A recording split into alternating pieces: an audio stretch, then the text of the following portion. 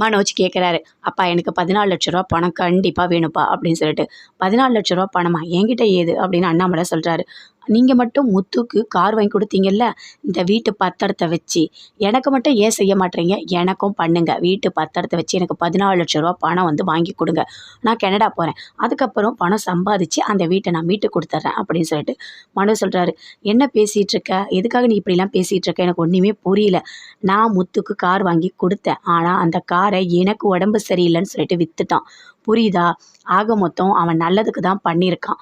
அதுக்கப்புறமும் ஆட்டோ ஓட்டியிருக்கான். அவங்க ஃப்ரெண்டுங்களுக்காக காரை விற்றுருக்கான். இவ்வளோ பண்ணியிருக்கான். அவன் வந்து எப்போவுமே நல்லது தான் பண்ணுவான் அப்படின்னு சொல்லிட்டு அண்ணாமலை சொல்கிறாரு. அப்போ நான் மட்டும் என்னப்பா கெட்டது பண்ணுவானா? அதுக்கு சொல்லலை மனோஜ், அதெல்லாம் பண்ண முடியாது அப்படின்னு சொல்கிறாரு. ஏன்பா பண்ண முடியாது? அம்மா இப்போ என்னம்மா, நான் கனடா போகணும், எனக்கு பணம் வேணும் அப்படின்னு சொல்லிட்டு மனோஜ் விஜயா கிட்டே கேட்குறாரு. அதுக்கு விஜயா சொல்கிறாங்க, ஏன்டா இப்படிலாம் பண்ணிகிட்ருக்க? அந்த மாதிரிலாம் போக வேண்டாம், என்ன இப்படி பண்ணிகிட்ருக்க? நீங்கள் எதாவது வேலைந்தா செய் அப்படின்னு சொல்கிறாங்க.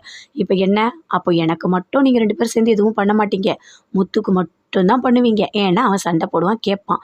நான் எதுவுமே கேட்க மாட்டேன், அப்படியே அமைதியாக போயிடுவேன். அதனால தானே இப்படி பண்ணிகிட்ருக்கீங்க அப்படின்னு சொல்லிட்டு மனோஜ் பயங்கர கோவமாக பேசிகிட்டு இருக்காரு. இதெல்லாம் யாரா உனக்கு சொல்லிக் கொடுத்தா? ஏன்டா இப்படிலாம் பேசிகிட்டு இருக்க? நீ நல்லா தான்டா இருந்த அப்படின்னு சொல்லிட்டு விஜயா சொல்கிறாங்க. நீங்களாம் யாருமே பேசாதீங்க, எனக்கு பயங்கரமாக கோவம் வருது. எனக்கு தேவை பணம். நான் கனடா போவேன், கண்டிப்பாக எனக்கு பணம் வேணும் அப்படின்னு சொல்லிட்டு மனோஜ் சொல்கிறாரு. இவன் என்ன இப்படி பேசிகிட்டு இருக்கான் அப்படின்னு சொல்லிட்டு எல்லாருமே ஒரு மாதிரி குழப்பமாக யோசிச்சுட்டு இருக்காங்க. இங்கே பாரு, 14,00,000 உனக்கு பணம் கிடைக்கவே கிடைக்காது அப்படின்னு முத்து சொல்கிறாரு. இங்கே பாரு, நீ தேவையில்லாத பேசிகிட்டு இருக்காத, நான் அப்பா கிட்ட தான் பேசிகிட்டு இருக்கேன். அவள் எதுவும் வந்தாலும் அவர் பதில் சொல்லட்டும். நீ எதுக்காக பேசிகிட்டு இருக்க நடுவில் அப்படின்னு சொல்லிட்டு மனோஜ் கோவமாக பேசுகிறாரு. பின்ன நான் பேசாமல் வேறு யார் பேசுவா? ஏற்கனவே 27,00,000 தூக்கிட்டு ஓடினேன், அது என்ன ஆச்சுன்னே தெரியல. இப்போ உனக்கு 14,00,000 வேணுமா? அதுவும் வீட்டு பத்திரத்தை வச்சு உனக்கு வேணுமா அப்படின்னு சொல்லிட்டு முத்து சொல்கிறாரு. ஆமாம், உனக்கு மட்டும் வாங்கி கொடுத்தாங்கல்ல அப்படின்னு சொல்லிட்டு மனோஜ் பயங்கர கோவமாக சொல்கிறாரு. அது எல்லாமே அப்பாவோட நல்ல மனசு. ஆனால் நீ பண்ணுறதெல்லாம் சரியா என்ன?